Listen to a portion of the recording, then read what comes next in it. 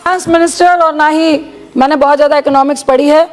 कुछ प्रश्न है, मैं रिक्वेस्ट करूंगी कि अगर नोटबंदी एक बहुत अहम स्टेप था गवर्नमेंट का, तो निश्चित तौर से एज अ वुमेन पर्सन भी आप आज ये भूल जाना कि मैं एमपी हूँ। मैं एक एज अ महिला और जो गांव में देख रही हूँ लोग मुझसे प्रश्न कर रहे हैं, मैं 2-4 प्रश्न करूंगी। अगर अच्छा लगे तो आप पूछने देना, अदरवाइज आप माइक बंद कर सकते हैं। बार बार पीएम साहब कह रहे थे कि इंदिरा जी ने क्यों नहीं किया, इंदिरा जी ने डिमोनेटाइजेशन क्यों नहीं किया, मोरारजी देसाई जी ने किया, उसके बाद किसी ने नहीं किया। 40 बार कमेटियां बैठी और ये चीज़ों की बात हुई। आपने बार बार आपके पीएम ने कहा कि इसलिए नहीं किया क्योंकि उनको वोट की राजनीति करनी थी।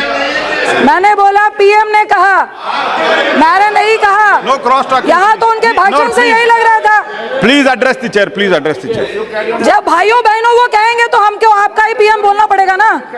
No please address the chair. उन्होंने ये कहा कि इंदिरा जी ने वोटिंग के लिए किया था, लेकिन मैं जरूर कहूंगी कि 100 बेईमान बच जाए, लेकिन एक ईमानदार को बचाने के लिए जो लीडर होता है वो पहले ईमानदार को बचाता है।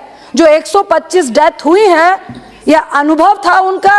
अब आपकी अनुभवहीनता ने नोटबंदी करवाया। आज जिस तरह से नोटबंदी के कारण जो 125 करोड़ में से 120 करोड़ लोग जिनके पास कैश सिर्फ उतना ही है जिनसे वो अपने बाल बच्चे पाल सके, अपनी बेटियों की शादी कर सके, अपने बेटे को सेटल कर सके, मुझे समझ नहीं आई फाइनेंस मिनिस्टर साहब कि एनपीए का काला धन था या बेनामी संपत्ति में काला धन था।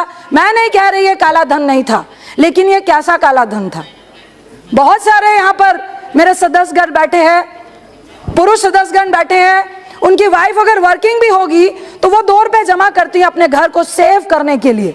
2008 में मनमोहन सिंह जी ने अपने देश की आर्थिक स्थिति को तभी मजबूत रख पाए थे क्योंकि उन्होंने ये कहा था कि हमारे हर व्यक्ति के पास कैश होता है, और ये वो काला धन और वो क्राइम वाला काला धन नहीं है। वैसे ही एक घर में जब एक पति कहता है कि मेरा बिजनेस ठप हो गया है, मेरे को घर गिरवी रखना पड़ेगा, तो पत्नी या माँ के रूप में एक महिला कहती है कि मेरे पास तुम्हारे ही पैसे चुराए हुए हैं, फिक्र नहीं करो, घर बच जाएगा। तो क्या वो, प्लीज, क्या वो काला धन था? मैं आपसे पूछती हूँ, हमारे देश में एक बहुत बड़ी कुरीति है दहेज।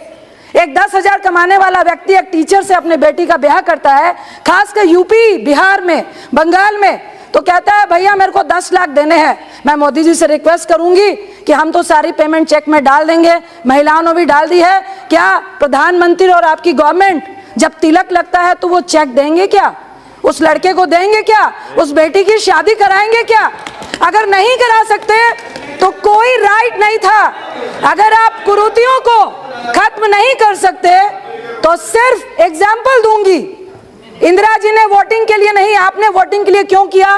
15 लाख 15 लाख 15 लाख स्विस बैंक से तो आए नहीं, तो अब क्या करें? आपकी तो जुमलों की सरकार है, तो उसको कैसे खत्म करें? तो ऐसा करते हैं, खेत में आग लगा देते हैं। कैसे? 125 करोड़ एक खेत में, जब खेती गंदे नाले के पानी से खराब हो रही होती है तो किसान क्या करता है? मेड़ काटता है और गंदे नाले के जो नाला है उसको बंद करता है। आपने क्या किया? गंदे नाले को, पानी को बंद कर देंगे तो फाइनेंस कहां से होगा, में पैसा कहां से देगा?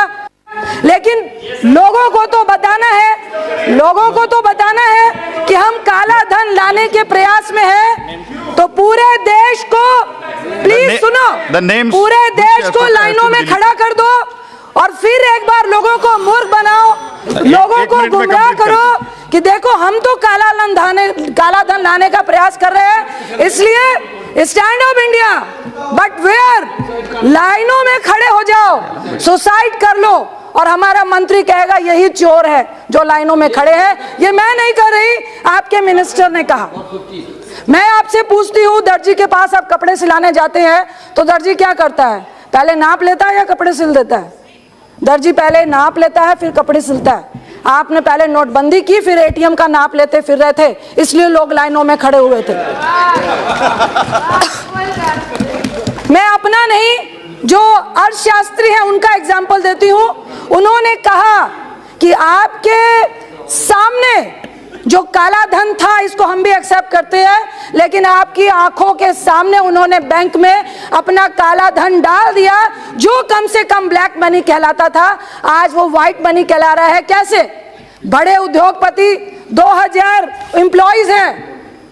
शायद मैं बहुत पढ़ी लिखी नहीं हूं, मुझे समझ नहीं आ रहा, लेकिन लोग ये कह रहे हैं और ये फैक्ट है। और प्रोफेसर अरुण जी ने भी कहा कि उन्होंने 6 मंथ की तनख्वाह दे दी अपने एम्प्लॉइज को। एम्प्लॉइज मोदी जी से तो कहने जाएंगे नहीं, क्योंकि मोदी जी पेट में भोजन नहीं दे रहा है, उनका बॉस उनको भोजन दे रहा है। अगर उसकी 50,000 20,000 तनख्वाह है और 6,000 उसको एडवांस दे दिया तो सारे पुराने नोट 2.5 लाख तो उसने जमा कर दिए। अब जो उसको नए नोट आएंगे तो वो मालिक ने अपने कम से कम उनका अंदाजा है कि 2.5 से 3 लाख करोड़ रुपए आपकी नजरों के सामने बैंक में वाइट हो गए। और आप कहते हैं कि हम जनधन अकाउंट से निकालेंगे। मैं पूछती हूँ कैसे निकालेंगे? मैंने भी 2 लाख जमा किए, क्या कर लोगे? मेरे जमा थे पैसे। मेरी बेटी ने, मेरा बेटा स्पोर्ट्स पर्सन है, प्लीज 2 मिनट, स्पोर्ट्स पर्सन है, उसको मिलते हैं क्रिकेट के, उसने 2 लाख रखे थे, जमा कर दिए, क्या चेक करोगे? जनधन अकाउंट की आप बात करते हो, मैं एक एग्जांपल देती हूँ फाइनेंस मिनिस्टर साहब। मुझे एक व्यक्ति ने गांव के कहा कि मेरे पास एक व्यक्ति 1 करोड़ लेके आया और कहा कि भाई गांव के मुखिया को कि 1 करोड़ वाइट करना है, 80 मुझे दे देना, 20 को सेट कर दो। सारे गांव के लोग बैठ गए, कहा भाई ऐसी बात है कि 20 लाख हम लोग को मिल जाएंगे और 80 उनको देना है। सारा गांव मान गया, क्योंकि मिनिस्टर साहब गांव के लोग बेईमान नहीं होते।